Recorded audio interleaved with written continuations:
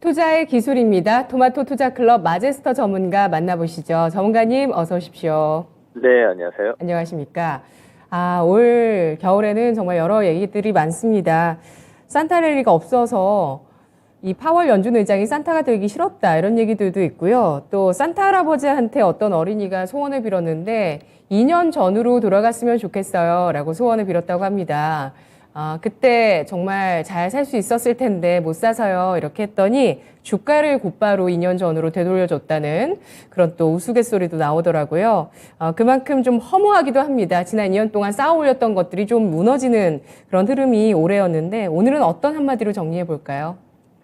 네, 자, 오늘은 2023년 코스닥 시장과 낙폭과대 이렇게 정리를 해서 말씀을 좀 드리겠습니다. 네. 또 내년에 새로운 시작을 해봐야 되겠죠.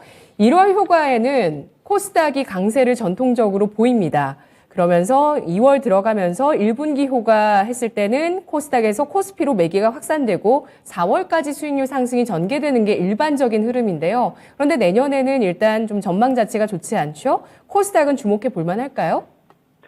네, 그렇죠. 이제 우리가 항상 연초에 대한 이제 기대감이 시장에서는 항상 있어요. 근데 제가 봤을 때는 내년의 시장 자체가 이제 어렵다는 걸 이제 모든 사람들이 다 알고 있다는 거예요. 그러니까 모든 사람들이 다 알고 있다는 얘기는 그만큼 이제 시장에 재료가 노출되어 있다는 얘기이고 그 기대감이 과연 시장에 이제 먹힐 것이냐 이게 이제 중요한 포인트가 되지 않습니까? 그러면 일단은 외인들이 우리 국내시장에서 계속 연속적으로 수급 매수가 유입될 수 있는 여건이 형성이 되는지를 확인해야 되는데 이게 공격적이지는 않을 것 같아요. 자, 그 얘기는 자, 환율을 보면요. 현재 이제 1269원으로 더 이상의 이제 강세 흐름은 나타나지 않습니다. 어떤 흐름들이 이제 바닥을 좀 찍고 다시 반등의 어떤 기조를 좀 이어갈 수 있는 그래서 박스권 1320원을 기점으로 해서 박스권이 형성될 수 있는 이런 모습들이 좀 나타나려고 준비를 하고 있습니다. 그래서 선물 쪽에서도 이제 추세 흐름을 보면 오히려 우리 주가가 아까 우리 앵커님께서 말씀하셨던 것처럼 우리 산타 할아버지가 2년 전에 주가 그러니까 지금 어찌 보면 주가의 흐름들은 낙폭과대로 그 가격선까지 내려왔습니다만 우리가 이제 양적 완화를 할 때처럼 유동성이 시장에 확보가 되지 않는 상황이기 때문에 제가 판단했을 때는 선별적인 상승 그래서 2023년도는 이제 코스닥 쪽에서도 선별적인 종목 흐름들이 상승 랠리가 좀 나타난다라고 좀 보고 있거든요.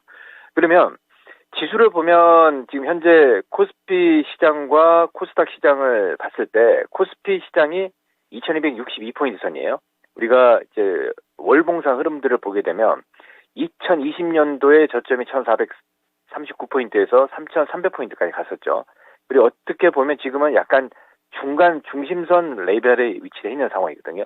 그러면 지금 현 구간에서 시장의 밸류를 보면 더 상승의 어떤 여력이 있을 것이냐. 이 상대적인 거거든요. 그래서 제가 봤을 때는 일단 대형주들은 조금 어려움이 좀 있지 않겠냐라고 보고 있고 선별적으로 낙폭과대 종목군들만 업종별 올라올 수 있다 이렇게 보고 있고요. 지금 보는 차트는 이제 코스닥인데 코스닥 시장도 역시 마찬가지 2020년도 3월 달에 419포인트에서 자, 2021년도 8월 달에 정점을 찍었죠. 1060포인트에서 지금은 680포인트 선이란 말이에요. 그럼 이 구간에서 이렇게 올라갈 수는 없습니다. 근데 상대적으로 코스피 시장 대비해서 코스닥 시장이 좀 가벼울 수 있기 때문에 시장은 코스닥 상승 랠리가 나올 수 있는데 이것도 좀 선별적이라고 좀 보고 있습니다. 자, 오늘 중국 외자 판호 재개 소식에 어떤 한일령 기대감이겠죠. 그래서 이제 게임주들이 상승이 나타났지만 이게 점진적으로 이제 완화되는 모습들이 나타난다는 걸 우리가 좀 시장에서 찾을 수가 있거든요. 그래서 코스닥 시장이 지금 685포인트 선인데 지금 어떻게 보면 만약에 직전 저점까지 내려오면 그죠? 이게 반등이 이전 과거에는 V자 반등이 나타났는데 지금 그런 모습이 아니거든요. 그러면 자, 오늘 미증시 쪽에서 이제 기술주도 잠깐 좀 보시자고요.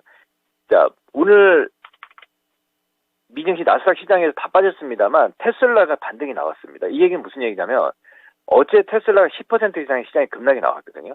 그럼 이게 먼저 빠지고 이제 먼저 반등이 나오는지를 우리가 테슬라를 통해서 확인을 해야겠고요.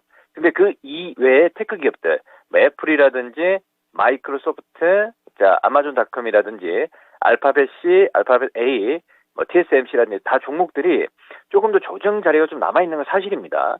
근데 테슬라가 예를 들어서 내년에 연초 대비해서 이게 반등이 나타나게 되면 우리 국내 시장에서는 뭐 주목을 해야 될 건 딱 한 종목이죠. LG에너지 솔루션하고 그리고 코스닥 쪽에서 2차전지 관련 소재주들 에코프로비엠이라든지 LNF라든지 이 종목들이 얼만큼 강하게 올라오느냐가 중요하거든요.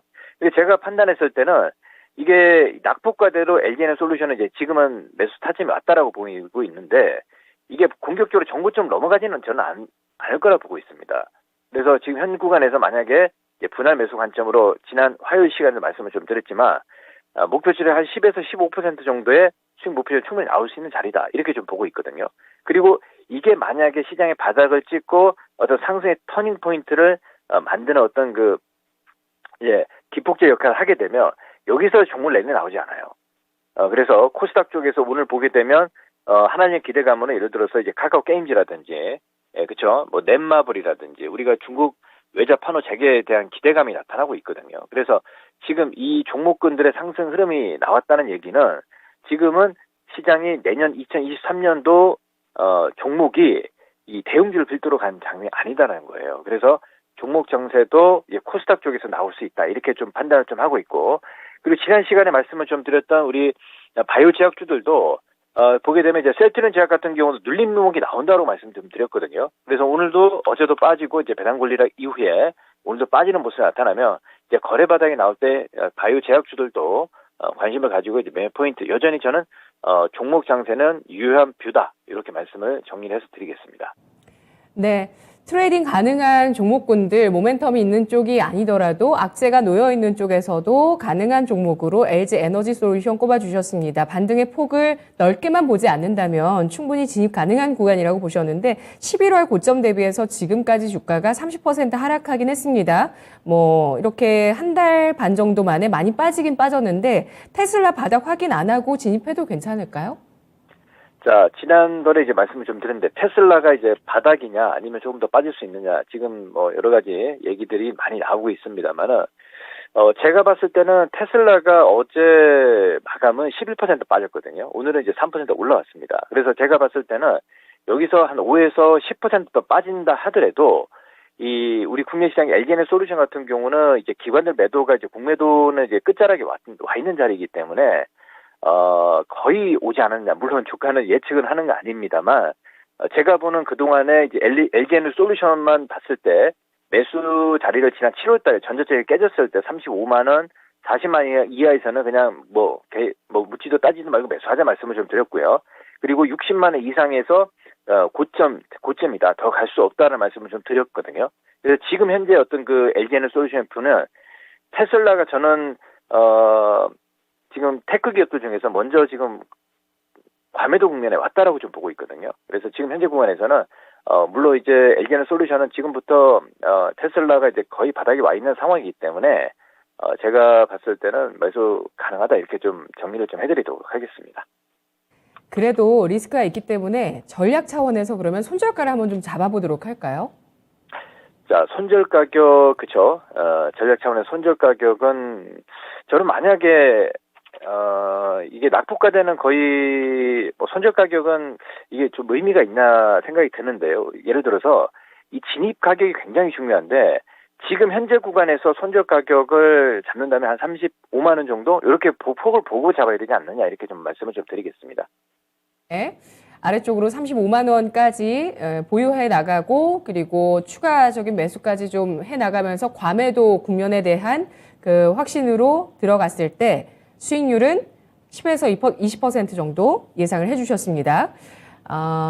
마지막으로 간단하게 답변 주실 수 있는지 모르겠는데 짧게 삼성전자 오늘 또 증권사에서 이제는 담아야 할 때다 이런 얘기들도 나왔거든요. 어떻게 보실까요? 네. 그렇죠. 삼성전자도 담아야 되는 자리는 맞는데 지수의 어떤 그 폭 자체를 보게 되면 지수의 연동이기 때문에 저는 조금 더 기다려야 되지 않겠느냐. 예를 들어서 삼성전자가 지금 5만 6천 원이죠. 예, 5만 6천 원인데 5만 4천 원 정도에서는 이제 담아야 된다 저는 보고 있거든요. 그래서 이건 조금 더 기다려라. 이렇게 좀 정리를 좀 해서 말씀을 좀 드리겠습니다. 네. 알겠습니다. 삼성전자는 조금 더 하락할 폭이 남아있고 과매도 차원에서는 LG 에너지 솔루션 분류를 해주셨습니다. 잘 들었습니다.